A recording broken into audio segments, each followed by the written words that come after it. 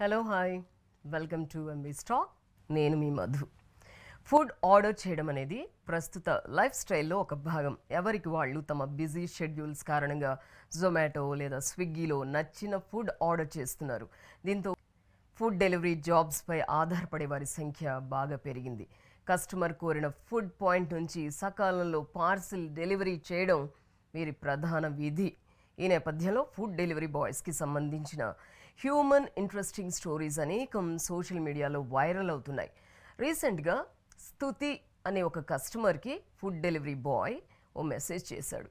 నేను మీ ఆర్డర్ తీసుకున్నాను, కాసేపట్లో మీ దగ్గరకు వస్తాను, నేను మాట్లాడలేను, చెవులు వినిపించవు, అక్కడికి చేరగానే మెసేజ్ చేస్తాను, దయచేసి చూడండి అన్నది అందులో సారాంశం. ఆమె ఆ మెసేజ్ స్క్రీన్ షాట్ తీసి ఎక్స్లో పోస్ట్ చేస్తే కొద్ది సమయంలోనే 9 లక్షల వ్యూస్ వచ్చాయి.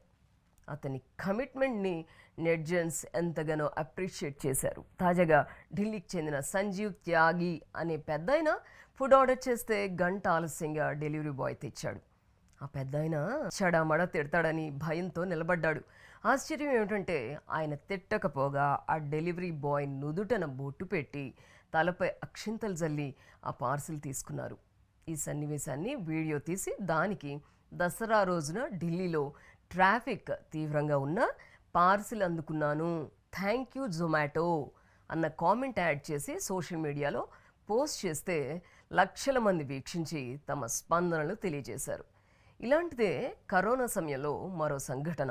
సాఫ్ట్వేర్ జాబ్ పోగొట్టుకున్న సాహిల్ సింగ్ అనే యువకుడు ఫుడ్ డెలివరీ బాయ్గా చేరాడు. ఒకరోజు ప్రియాంశి చందేల్ అనే ఒక కస్టమర్కి చాలా ఆలస్యంగా ఫుడ్ డెలివరీ చేశాడు. ఆలస్యానికి కారణం ఏంటని ఆమె అడిగితే బైక్ మెయింటైన్ చేసే స్తోమత లేకపోవడంతో కాలినడకన వచ్చానని చెప్పి ఆయాసంతో కోలబడిపోయాడు. అతని గురించి ఆమె ఒక పోస్ట్ పెడితే అది వైరల్ అయింది. లింక్డ్ఇన్లో అతని క్వాలిఫికేషన్ అప్లోడ్ చేస్తే మళ్ళీ సాఫ్ట్వేర్ సెక్టార్లో జాబ్ దొరికిందట. మనకి ఫుడ్ డెలివరీ చేసేవారితో కనెక్ట్ అయితే ఇలాంటి హ్యూమన్ ఇంట్రెస్టింగ్ స్టోరీస్ మరెన్నో తెలుస్తాయి. సో పాటిస్తారు కదూ. This is Madhu signing off. Keep watching MB stock.